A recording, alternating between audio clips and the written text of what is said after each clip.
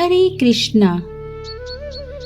एकादशी तिथि जगत के पालनहार भगवान विष्णु को समर्पित है। हर वर्ष सावन माह के शुक्ल पक्ष की एकादशी तिथि पर पुत्रदा एकादशी व्रत किया जाता है।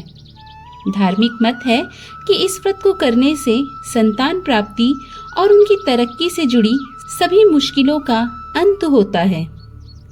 शास्त्रों की माने तो एकादशी पर चावल का सेवन वर्जित है, लेकिन क्या आप जानते हैं कि पुत्रदा एकादशी पर चावल क्यों नहीं खाना चाहिए?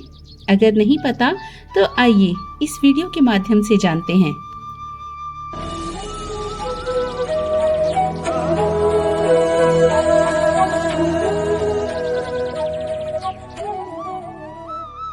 धार्मिक मान्यता के अनुसार जो व्यक्ति पुत्रदा एकादशी पर चावल का सेवन करते हैं, उन्हें अगले जन्म में रेंगने वाले जीव की योनि मिलती है।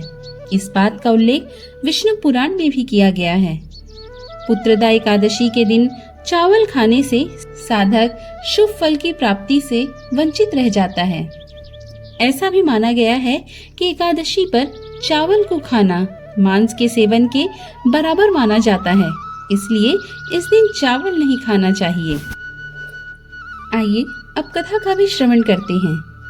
प्राचीन कथा के अनुसार द्वापर युग के शुरुआत में एक नगरी थी जिसका नाम महिरूपति था।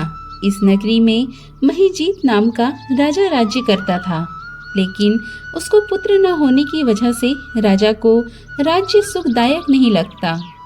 पुत्र की प्राप्ति के लिए राजा ने कई तरह के उपाय किए, लेकिन पुत्र सुख प्राप्त नहीं हुआ।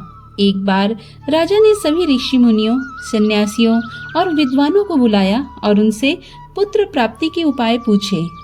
सभी ने राजा की समस्या सुनकर कहा कि हे राजन, तुमने पूर्व जन्म में सावन माह के शुक्ल पक्ष की एकादशी के दिन तालाब से एक गाय को जल नहीं पीने दिया था, जिसकी वजह से गाय ने तुम्हें संतान न होने का श्राप दिया था।